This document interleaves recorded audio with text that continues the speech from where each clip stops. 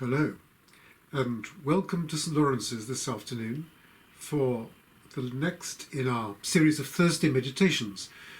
Today it's the first full week of Lent. You've probably been following in the news recently the current battle between the government of Australia and Facebook. It's been characterised as a battle between two giants. You've got Rupert Murdoch, sometimes labelled as the dinosaur of the print media world. And then you've got Mark Zuckerberg, the titan of the new world of digital media. And the two have been locked in battle over the last week with the Australian government as the rather surprised intermediary. The question is, should Facebook, which has pots of money, give some of it to the journalists whom they rely on to get free information? Well, the battle looks as if it's about to be resolved, but it's all been very messy.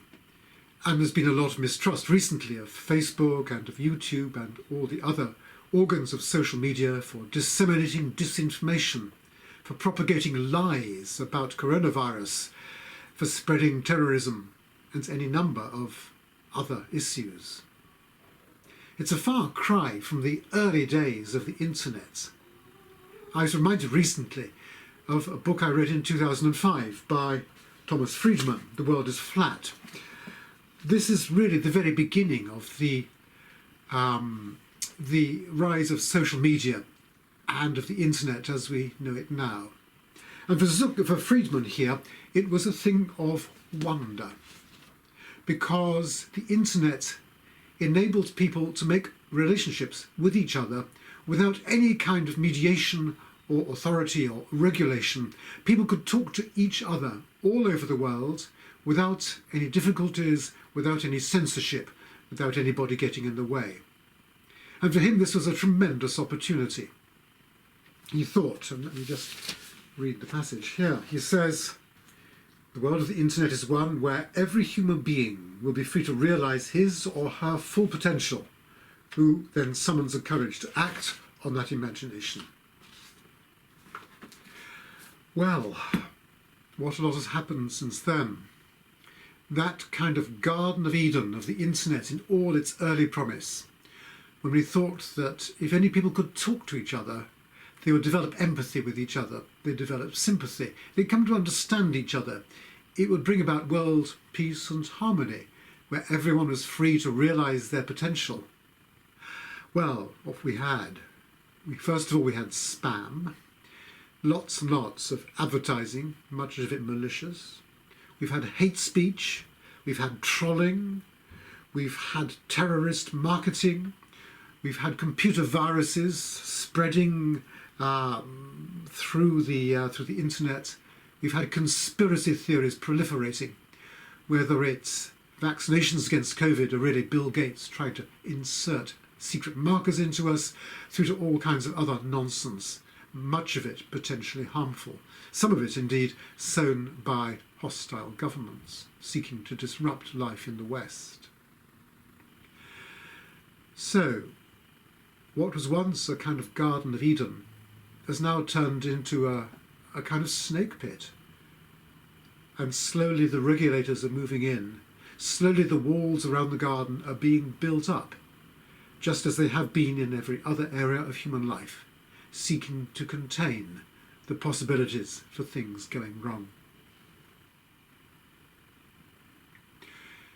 It's as if we've been expelled from the Garden of Eden, that original paradise of the internet. One could walk round, as it were, naked and undefended.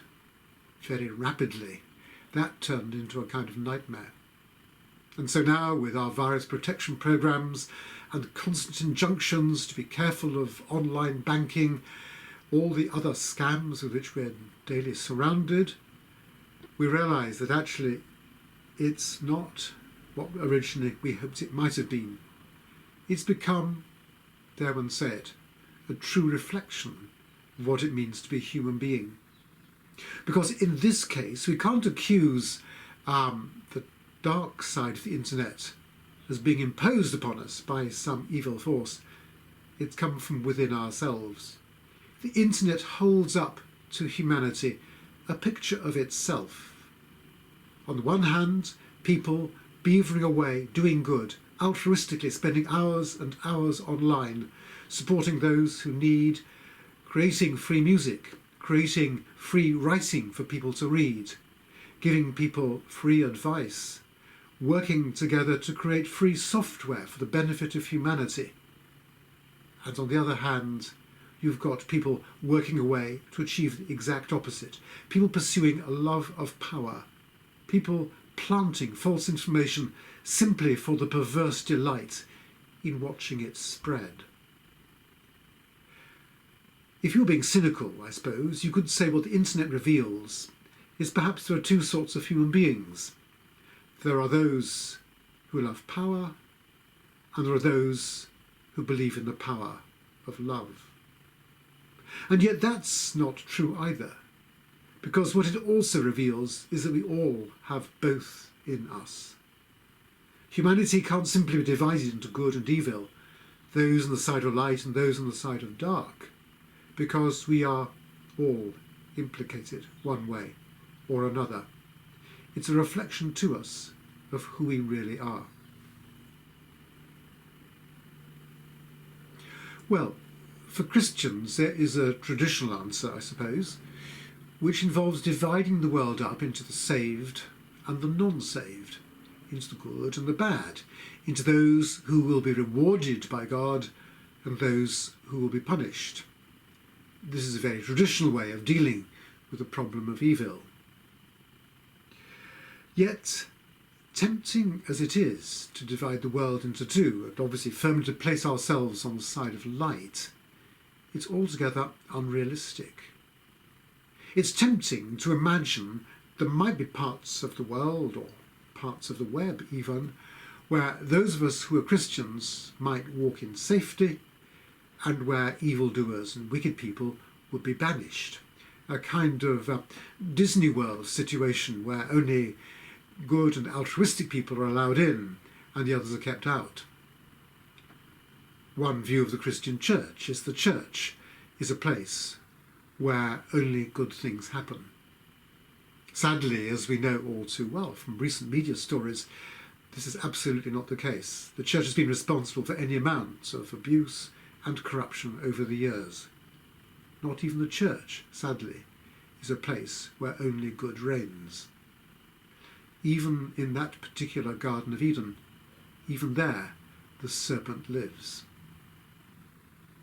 No, in fact, for Christians, there's a much more interesting and sophisticated answer, actually, than simply dividing the world in two and writing half of it off.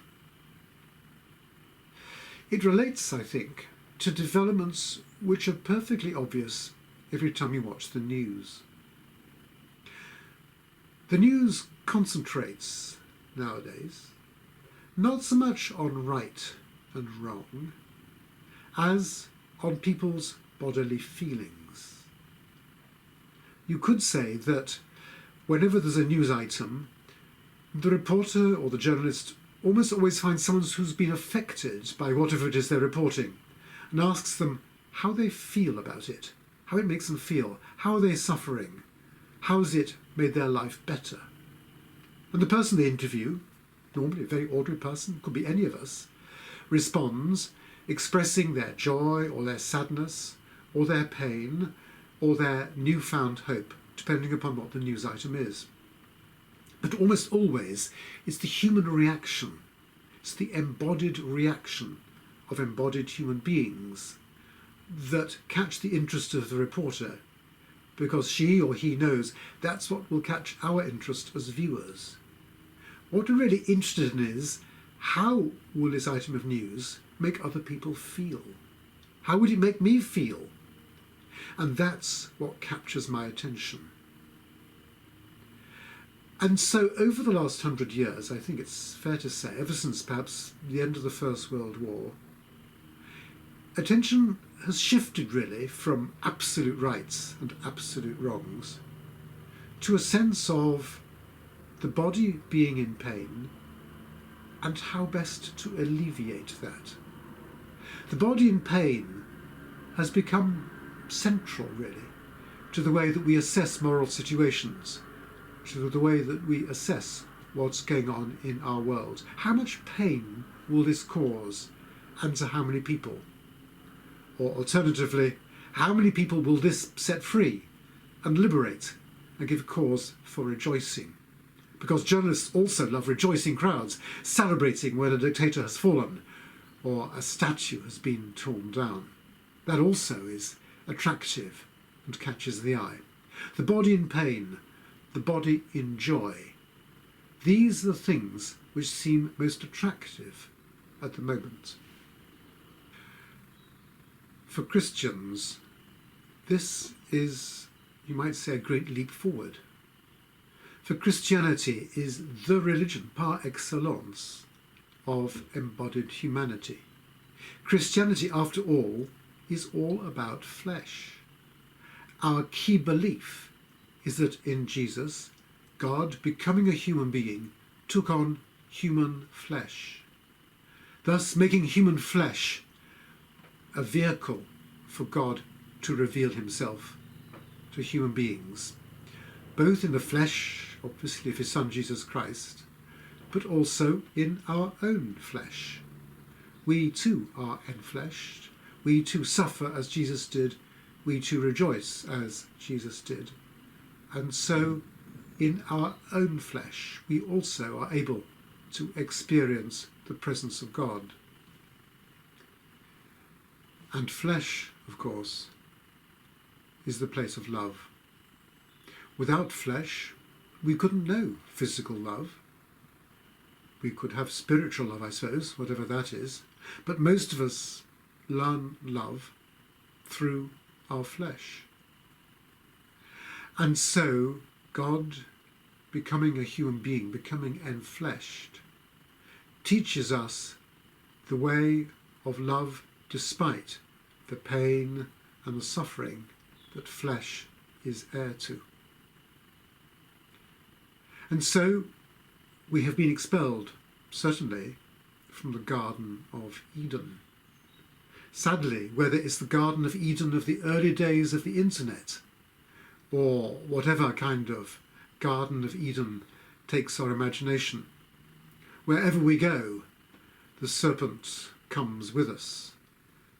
Our own desire to cause pain, whether knowingly or just sometimes without realizing, our own heedlessness, our own lack of empathy for other people is sure sooner or later to turn any paradise as human beings that we discover into a place of suffering and pain, much as we see in the Garden of Eden. But as a counterbalance to the Garden of Eden, there is the Garden of the Resurrection. There's the Easter Garden. There's the Garden of Easter Day, where Jesus first encountered Mary as he rose from the dead. It was so unexpected that she didn't recognize him at first. She thought he was the gardener. And it's the same too in today's world, where God is quietly at work, enfleshed and in person, in human pain and suffering, in happiness and joy. So this Lent, as we struggle with our fleshly mortification, all too aware of the ravages of the coronavirus, praying for the success of the vaccination programme, we pray too that, come Easter Day, we may discover in the garden of love our own humanity redeemed and restored. A new garden, a realistic one this time, which doesn't deny the past. After all, Jesus always bears his wounds with him when he rises from the dead. So we're not denying the past. We're not denying the fact we're wounded and vulnerable and anxious and all of that. But at the same time, we are seeing all these things transformed by hope, by the hope of love, by the hope that just as we are loved by each other, so we too are loved by God and able to love all those and find his love in all those whom he has made.